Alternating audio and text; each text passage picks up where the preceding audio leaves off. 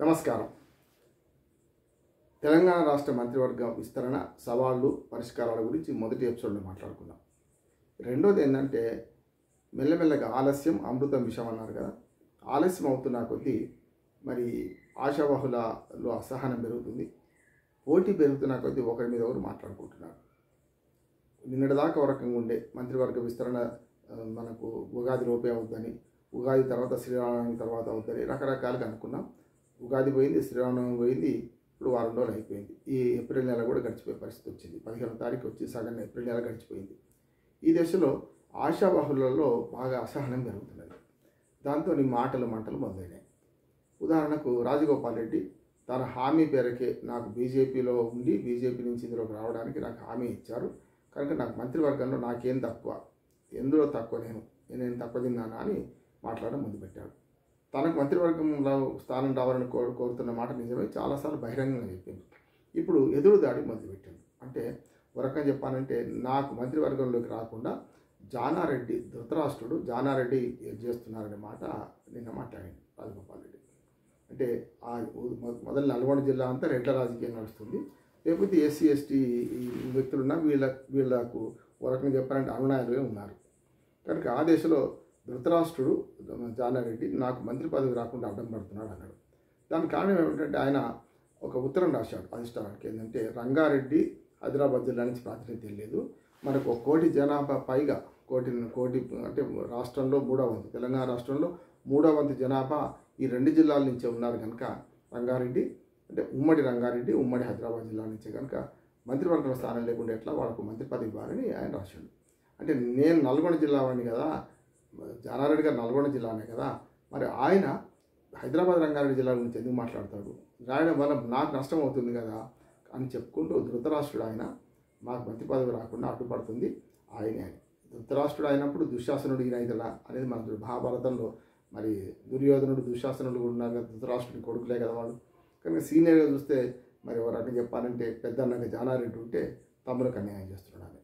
అన్నదమ్ములకు మంత్రి పదవులు ఎందుకు అని ఆయన అంటున్నాడు, చాలామంది అంటున్నారు. మరి తండ్రికి 2 కొడుకులు కదా, మరి ఒక ఆయన ఎమ్మెల్యే ఒక ఆయన ఎంపీ ఉన్నారు కదా జానారెడ్డి కొడుకులు, మరి దాని సంగతి ఏందని ఇటు పక్కన రాజగోపాల్ రెడ్డి అడుగుతున్నారు. అందుకనే రెడ్ల ప్రాతినిధ్యం పెరిగే క్రమంలో ఇప్పటికే రెడ్ల ప్రాతినిధ్యం ఎక్కువ ఉన్నది కనుక దాన్ని ఎట్లా నివారించాలి, మిగతా వర్గాలకు ఎట్లా న్యాయం చేస్తామా అనుకునే దిశలో రాజగోపాల్ రెడ్డి కొరకరాని కొయ్యగా మారిండు. తిరుగుబాటు బావుట ఎగిరేస్తున్నాడు. ముఖ్యంగా ఫస్ట్ దాడి జానారెడ్డి మీద మొదలుపెట్టాడు, ఆ తర్వాత రేవంత్ రెడ్డి మీద మొదలు పెడతాడు, ఆ తర్వాత అధిష్టానం మీద మొదలు పెడతాడు. గతంలో పార్టీ మారిన చరిత్ర అయింది కనుక మంటల్లో ఇంకొక జిల్లాలో ముసలం మళ్ళీ పుట్టింది ఇవాళనే. ఉదాహరణకి ఇవాళ మట్టి విక్రమార్క అట్లాగే శ్రీధర్ బాబు 2 మంత్రులు మంచిర్యాలకు వెళ్ళారు వివిధ అభివృద్ధి పథకాల మంజూరులో. అక్కడ జరిగింది ఏంటంటే ప్రేమ్సాగర్ రావు అక్కడి మా ఎమ్మెల్యే మంచిర్యాల ఎమ్మెల్యే వీరమ నాయకుడు అక్కడ విరమ ఎగరేస్తున్నారు. గతంలో బీఆర్ఎస్ నుంచి దివాకర్ రావు, ఇటు పక్కన ప్రేమ్సాగర్ రావు, మధ్యలో అరవింద్ రెడ్డి ఒక టర్మ్ ఉన్నాడు. అప్పటితో చాలా వరకు వెలమ రాజకీయాలు నడుస్తున్నాయి. ఆడ మంచిర్యాల నుంచి చేస్తున్న ఆయన కూడా ఇవాళ అల్టిమేటం ఇచ్చింది. ఏమనంటే నేను మంత్రివర్గంలో రావడానికి అర్హుణ్ణి, నాకు మంత్రి పదవి ఇవ్వకపోతే ఉమ్మడి ఆదిలాబాద్ జిల్లాకు అన్యాయం చేసినట్టే అనే తిరుగుబాటు బావుట గడిచిండు. ఇక్కడ కూడా మన సీఎం జానారెడ్డి రాజగోపాల్ రెడ్డికి ఎట్లా పంచాయతీ ఉన్నదో నడుస్తుందో ఇక్కడ ఏమైందంటే వివేక్ వెంకటస్వామి అంటే ఆనాడు గుడిసెల వెంకటస్వామి, జి వెంకటస్వామి, గడ్డ వెంకటస్వామి ప్రచురం ఉంది. కాంగ్రెస్ పార్టీలో కష్టకాలంలో ఇందిరాగాంధీ ఉన్నప్పుడు ఆదుకున్న వ్యక్తిగా మేరునగధీరునిగా కాకాగా పిలువబడి తెలంగాణ ప్రాంతం అంతా కూడా ఆయనను కాకా అని పిలిచారు. ఆయన మరణించిన తర్వాత ఆయన 2 కొడుకుల్లో ఒక వినోద్ గతంలో చెన్నూరు ఎమ్మెల్యేగా పనిచేశాడు 2 సార్లు. అట్లా తర్వాత వివేక్ ఏమో ఎంపీగా పనిచేశాడు పెద్దపల్లికి.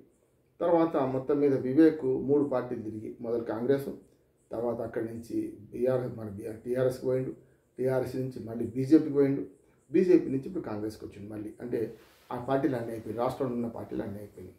ఇప్పుడు ఏమంటున్నాడు, ప్రేమ్సాగర్ రావు నా మీద కక్ష కట్టే ఇవాళ మంత్రివర్గంలో తాను రావడానికి ప్రయత్నం చేస్తున్నాడు. ఇప్పటికే ఒకే జిల్లాలో ఇద్దరికి ఇవ్వరు కదా, నాకు ఇవ్వకుండా ప్రయత్నం చేస్తున్నాడు. నేను ఆయనకు ఎదురు తిరగలేదు, ఆయనకు వ్యతిరేకం చేయలేదు, నాకెందుకు వ్యతిరేకం చేస్తున్నాడు అని చెప్పి వెంకటస్వామి కొడుకు వివేక్ ఇటు పక్కన ప్రేమ్సాగర్ రావు మధ్యన మాట యుద్ధం మొదలైంది. ప్రేమ్సాగర్ రావు నాకు ఇవ్వమని కోరిండు, కానీ నాకు ఇవ్వమని ఆయన కోరడంలో వేరే ఉద్దేశం ఉంది, నాకు రాకుండా చేయడమే అనే ఒక మాట ఇవాళ వెంకటస్వామి కొడుకు వివేక్ అంటున్నాడు. ఈ మాటల యుద్ధం కూడా కొనసాగుతుంది. ఆలస్యం అవుతున్న కొద్దీ ఆలస్యం అమృత విషయం అన్నట్టు ఇవాళ మెల్లమెల్లగా ఆలస్యం అవుతున్న మాటలు వేస్తున్నాయి. వీళ్ళిద్దరే కాదు, గతంలో అద్దంకి దయాకర్ కూడా రాజగోపాల్ రెడ్డి మీద మాటలు తూటాలు విడిస్తే అద్దంకి దయాకరును అనగదొక్కిందే ఈ అన్నదమ్ములు కోమటిరెడ్డి బ్రదర్స్ అనే పేరున్నది. అటో ఇటో మొత్తం మీద ఎమ్మెల్సీ సాధించుకున్నారు మొన్న అద్దంకి దయాకర్ మొన్న ఆ లెక్కన. కనుక అట్లా చూసుకుంటే ఆయనకు అసంతృప్తి ఉంది ఎమ్మెల్సీ నుంచి మన మంత్రివర్గం తీసుకోవాలని. అట్లా ఇంకొకటి కూడా ఉన్నది మనకు. ఎట్లా అంటే ఇప్పుడు ఏదైతే ఇటు పక్కన మంత్రివర్గం రావాలని ఇప్పటికే రెడ్డి నాయకులు ముగ్గురు పోటీ పడుతున్నారు. సామాజిక వర్గాలు చూస్తే ముగ్గురు అంటే బోధని సుదర్శన్ రెడ్డి, ఇటు పక్కనేమో రాజగోపాల్ రెడ్డి, మల్రెడ్డి రంగారెడ్డి, ముగ్గురు రెడ్డి నాయకులు పోటీ పడుతున్నప్పుడు ఉన్న 6 సీట్లలో 6 మన విస్తరణలో 6 అంటే ముగ్గురికి ఎట్లా ఇవ్వగలుగుతారని సమస్య వస్తుంది. అంటే ఖచ్చితంగా ఈ ముగ్గురిలో ఇద్దరికి అయితే అవకాశం ఉంటుంది, ఏమో 6 నింపితే. అంటే రాజగోపాల్ రెడ్డికి అవకాశం ఉండకపోతే నేను అనుకుంటున్నాను. ఇవ్వదలుచుకుంటే ఇవ్వచ్చు, అధిష్టాన వర్గం ఏదంటే అది అవుతుంది. కానీ ఇప్పుడు ఏమైందంటే పోటీ పడే వాళ్ళు 12 మంది ఆశావాహులు ఉన్నారు. ఉన్న 6 మంత్రి పదవులు దింపితే 4 నింపే క్రమంలో నేను అనుకుంటున్నాను ఏంటంటే ఇవాళ 4 నింపే ప్రయత్నంలో అయితే ఒక మైనార్టీకి ఇస్తారు, ఒక ఎస్సీకి ఇస్తారు, ఒక ఎస్టీ ఆల్రెడీ ఉంది కనుక ఎస్టీకి ఇవ్వకపోవచ్చు, ఇంకోరికి ఇస్తే 2 బీసీలకు ఇచ్చే అవకాశం అయితే ఉందని అనుకుంటున్నాను. 2 బీసీలు, ఒక రెడ్డి, ఒక మనకు ఎస్సీ, ఈ 4 పదవులు నింపే ప్రయత్నం ఉంటుంది. మళ్ళీ ఎస్సీలో అయితే మాలామాదిగా కూడా ఒకటి ఉంటుంది కనుక ఏం చేస్తారో చూడాలి. మొత్తం మీద ఆలస్యం ఎంతెంత జరుగుతుంటే అంతంతా అసహనం పెరిగి ఇప్పుడు 4 బయటపడ్డారు, ఇంకో 4 బయటపడే అవకాశం ఉంటుంది. ఇప్పటికే మనకు మల్రెడ్డి రంగారెడ్డి స్పష్టంగా చెప్తున్నాను, నా రెడ్డి కులమే అడ్డమైతే వస్తే నేను ఉప ఎన్నికలు కూడా సిద్ధము, ఈ ప్రాంతం నుంచి ఇదే నేను ఒక ఎస్సీనో ఎస్టీనో ఎవరిని పెడతారో పెట్టండి, వారిని గెలిపిస్తాను, వారికి మంత్రి పదవి ఇవ్వండి, ప్రాతినిధ్యం రంగారెడ్డి హైదరాబాద్ జిల్లాకు ఉండాలని కోరుకుంటారని ఆయన అంటున్నాడు. అంటే ఇప్పటికే ఈ ముసల మొదలైంది. అధిష్టానం దగ్గర చాలా నేను చెప్పిన అన్ని సమీకరణలు చూసి ఇవ్వాల్సిన అవసరం ఉన్నది. 6 ఇస్తే మరి మంత్రివర్గంలో ఇంకా మొత్తం నింపేస్తే అసహనం పెరిగే అవకాశం ఉంది, అది కూడా సమస్య. కనుక 4 ఇచ్చి 2 ఆపడమా, దాంతోపాటు 2వ స్థాయి పదవులు, కార్పొరేషన్ పదవులు, ఇతరత్ర నామినేటెడ్ పదవులు ఇచ్చే క్రమం కూడా ఒకేసారి చేస్తే బాగుంటుందని అధిష్టాన వర్గం ఆలోచన చేస్తుంది. వీటన్నిటికంటే 10 ఏళ్ళు అధికారంలో లేకపోయినా కొట్లాడి రకరకాలుగా చేసి మరి వాళ్ళ ఫిరాయింపుదారులకే పాటు పదవులు కట్టబెడితే ఎట్లా అనే మాట కూడా వస్తున్నది. మనకి మీనాక్షి నటరాజన్ ఫార్ములా ప్రకారం అయితే ఆమె అన్న ప్రకారం 10 ఏళ్ళ నుంచి ఎంతమంది ఉన్నారు, అంతకుముందు ఎంతమంది ఉన్నారు కాంగ్రెస్ పార్టీ అంటే మొట్టమొదటి వేట్ ఎవరి మీద పడాలి, రేవంత్ రెడ్డి మీద పడాలి. రేవంత్ రెడ్డి ఈ రెండింటిలో అర్హుడు కాదు. ముఖ్యమంత్రినే ఫిరాయింపుదారిని కొత్తగా వచ్చిన పెట్టుకున్నప్పుడు మరి మిగతా వాళ్ళకి సూత్రం ఎట్లా వర్తిస్తుంది అన్న మాట వస్తుంది. కనుక ఏదేమైనా సరే ఇవాళ మంత్రివర్గ విస్తరణ సవాలు ఎంతవరకు వచ్చిందంటే మాటలు తూటాలు విడుచుకునే కాడికి వచ్చింది. ఆలస్యం అమృతం విషం అనే దానికి నిజమై పరిస్థితి ఉంది. అధిష్టాన వర్గం తొందరగా మేల్కొని మంత్రివర్గంలో స్థానాలు పూర్తి నింపితే తప్ప సాధ్యమయ్యే పరిస్థితి లేకుండా ఉంది. నమస్కారం.